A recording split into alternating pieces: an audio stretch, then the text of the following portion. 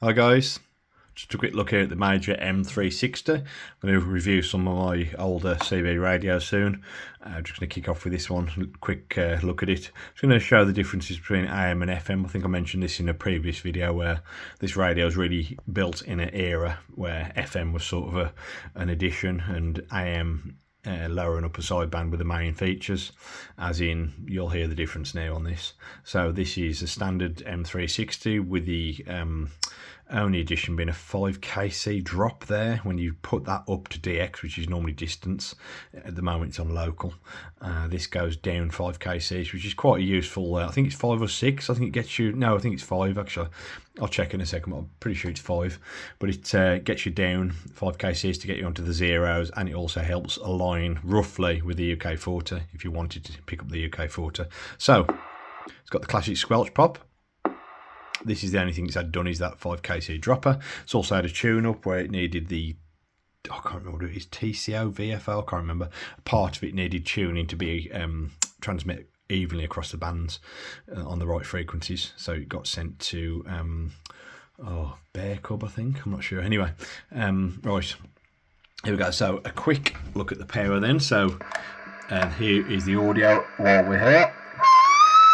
So we've got about 4 watts dead key, swings to about 12 watts. I think the power meter shows that on the radio itself ish. And here is the audio: 1 2 1 2 1 2 3 4 5. There's the current draw on the right.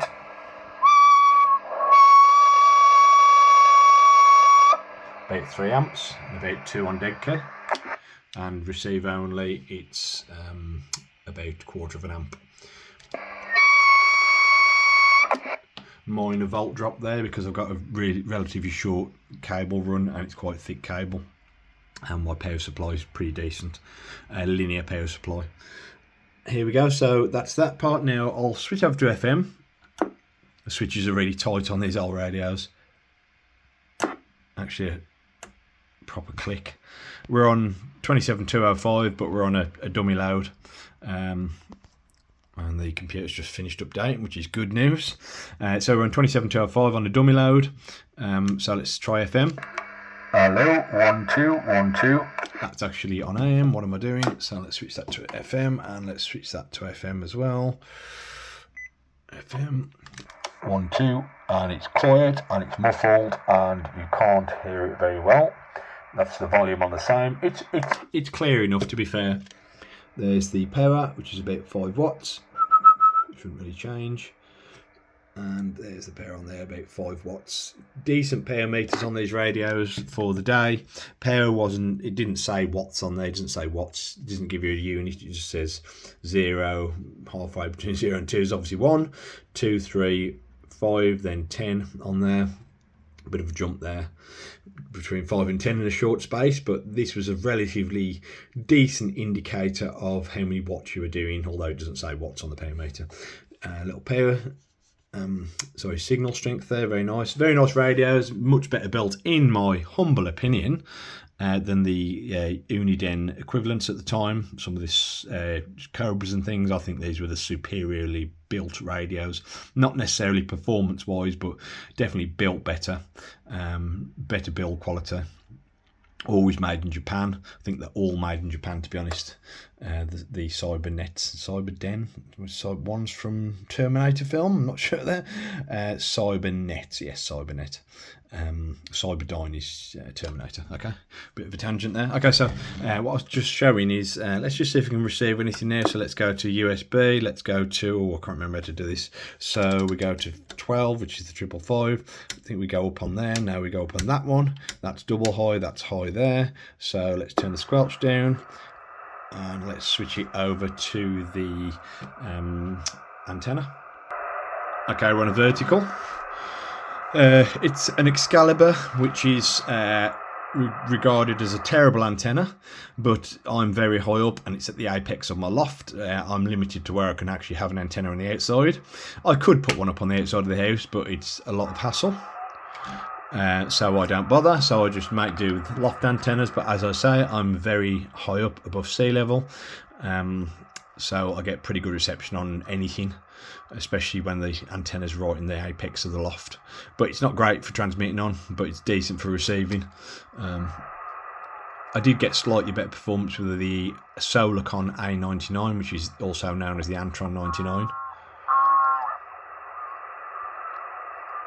But it was marginally better than what's up now, especially for distance. But you know, if it's going to bounce off the ionosphere, it's going to bounce off the ionosphere and hit me anyway.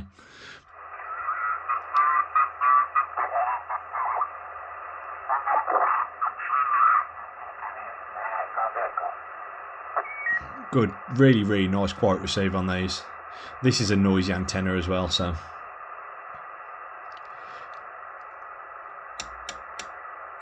That should be channel, is that channel 12 it is, isn't it? Unfortunately, you've got to plug the microphone in on these. This is a nice condition radio. It's got a real, almost mint condition. Yeah, it's almost mint condition. I'd say it's probably is mint condition. Not quite, the microphone's a little bit, a couple of minor marks on it, but yeah, really decent condition this is. Like I said, only that small modification done there.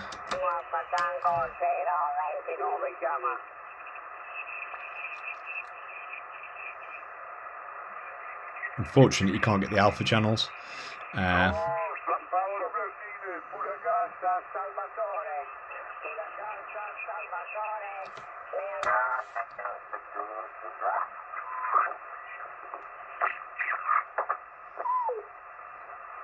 What I'm going to do is drop back to my test channel.